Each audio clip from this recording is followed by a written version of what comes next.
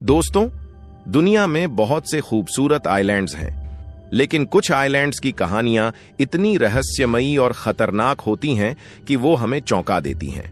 आज हम आपको एक ऐसे ही आइलैंड की कहानी सुनाने जा रहे हैं जो सिर्फ 25 किलोमीटर लंबा है, लेकिन उसकी यात्रा जितनी खूबसूरत दिखती है उतनी ही भयावह उसकी हकीकत है।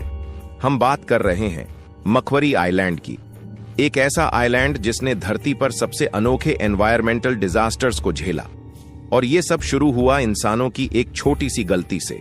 लेकिन क्या आप जानते हैं कि वही इंसान बाद में इस तबाह हो चुके द्वीप को फिर से जिंदा करने में कैसे कामयाब हुआ? चलिए इस रहस्यमयी और दर्दनाक लेकिन प्रेरणादायक कहानी को विस्तार से जानते हैं। अगर आपको ये वीडियो अच्छा लगे तो लाइक जरूर कीजिए, शेयर कीजिए और हमारे चैनल को सब्सक्राइब करना बिल्कुल मत भूलिए। मकवरी आइलैंड पैसिफिक महासागर में स्थित एक छोटा लेकिन बेहद खूबसूरत द्वीप है। इसकी कहानी शुरू होती है साल 1810 में, जब कुछ समुद्री यात्री पहली बार इस द्वीप पर पहुंचे। उस समय यह आइलैंड किसी स्वर्ग से कम नहीं था, शांत, हरा भरा और पूरी तरह से प्रकृति की गोद में बसा हुआ। वहां हजारों की संख्या में एलिफेंट सील्स और रॉयल पेंगुइन्स आराम से रह रहे थे। इस आइलैंड की सबसे खास बात यह थी कि यहाँ के जीवों को किसी शिकारी का डर नहीं था। टसोक ग्रास जैसे पौधे इंसान की ऊंचाई तक उगते थे और ऐसे अजीब पेड़ पौधे भी यहाँ मिलते थे जो शायद दुनिया में कहीं और न मिले हों। लेकिन इस सुंदरता के पीछे एक खामोश खतरा छिपा था जो बहुत जल्द सामने आने वाला था। इस स्वर्ग जैसे द्वीप की तबाही की शुरुआत हुई जब शिकारी बड़ी संख्या में एलिफेंट सील्स और पेंगुइन्स को मारने यहां पहुंचे। लेकिन उनके साथ ही एक अनजाने मेहमान भी इस द्वीप पर पहुंच गए, चूहे यानी राइट्स। ये राइट्स उन जहाजों में छिपकर आए थे और किसी ने उन पर ज्यादा ध्यान नहीं दिया। लेकिन जल्दी ही ये छोटे से जीव एक बड़े विनाश का कारण बन गए। एक अकेली फीमेल रैट एक बार में 20 तक बच्चों को जन्म दे सकती है और महज एक महीने में 2 बार। उसके बच्चे भी केवल 4 हफ्तों में प्रजनन लायक बन जाते हैं। यानी एक अकेली राइट 6 महीने में 1000 तक राइट्स पैदा कर सकती है। आप सोचिए, जब दर्जनों राइट्स एक साथ इस द्वीप में फैल गए तो क्या हाल हुआ होगा। इनके पास न कोई शिकारी था, न कोई खतरा। वे पक्षियों के अंडे, बच्चे, फल, पौधे जो दिखा सब खाने लगे। देखते ही देखते मकवरी आइलैंड बन गया राइट्स आइलैंड। अब जब शिकारियों ने देखा कि राइट्स हर तरफ फैल चुके हैं तो उन्होंने राइट्स को खत्म करने के लिए बिल्लियों को इस द्वीप पर छोड़ा। लेकिन यह फैसला बना एक और डिजास्टर की वजह। ये बिल्लियां रैट्स को छोड़कर समुद्री पक्षियों पर हमला करने लगीं, क्योंकि उनके लिए चूहे पकड़ने से ज्यादा आसान था उड़ते फिरते मासूम पक्षियों को शिकार बनाना। एक अनुमान के मुताबिक ये बिल्लियां हर साल 60,000 पक्षियों को मार रही थीं। प्यारी सी पक्षी प्रजाति पैराकीट जो इस द्वीप पर खूब फली फूली थी, पूरी तरह एक्सटिंक्ट हो गई। अब इस आइलैंड पर बिल्लियां और चूहे दोनों मिलकर इकोसिस्टम को निगलने लगे। मानो यह सब कम था कि एक और आपदा ने इस द्वीप को घेर लिया, रैबिट्स।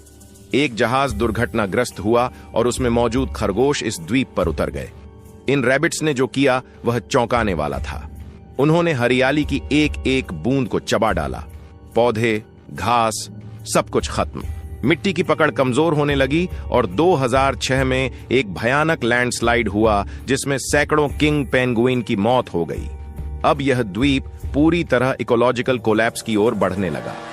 जब स्थिति बिल्कुल कंट्रोल से बाहर हो गई तब ऑस्ट्रेलियन और टैस्मेनियन सरकारों ने कदम उठाया। सबसे पहले 2000 में बिल्लियों को हटाने का मिशन शुरू हुआ। जीपीएस और मोशन सेंसर की मदद से बिल्लियों की मूवमेंट ट्रैक की गई और 2006 तक सभी बिल्लियां इस आइलैंड से खत्म कर दी गईं। जैसे ही यह हुआ, पक्षी फिर से लौटने लगे। लेकिन कहानी यहां खत्म नहीं हुई। अब सबसे खतरनाक 2 जीव बचे थे, राइट्स और रैबिट्स। इनके लिए एक $24 मिलियन का बड़ा मिशन लॉन्च किया गया। सबसे पहले हेमोरेजिक डिजीज वायरस से संक्रमित कैरेट्स यानी गाजर पूरे द्वीप में बिखेर दिए गए। रैबिट्स ने उन्हें खाया और मरने लगे। इस तकनीक से 70% रैबिट्स खत्म हो गए। बाकी बचे रैट्स और रैबिट्स को मारने के लिए सर्दियों का चुनाव किया गया ताकि पक्षी माइग्रेटेड हों और उन्हें कोई नुकसान न हो। इस दौरान 300 टन जहर मिला खाना हेलीकॉप्टर से गिराया गया। अब आया अंतिम चरण।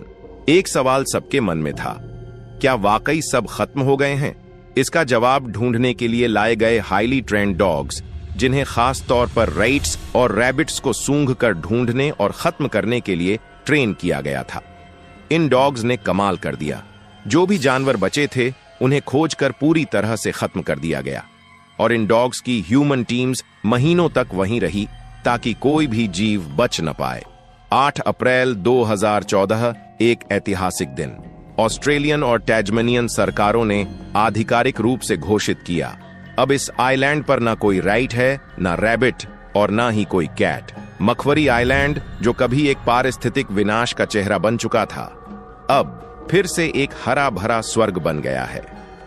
यह कहानी हमें सिखाती है कि अगर इंसान की वजह से कोई विनाश हो सकता है तो इंसान ही उसे वापस जीवन में भी बदल सकता है, लेकिन जरूरत है सच्ची लगन और वैज्ञानिक सोच की।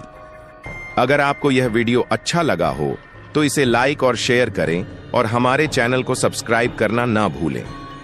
मिलते हैं अगले वीडियो में एक और अनोखी और सच्ची कहानी के साथ।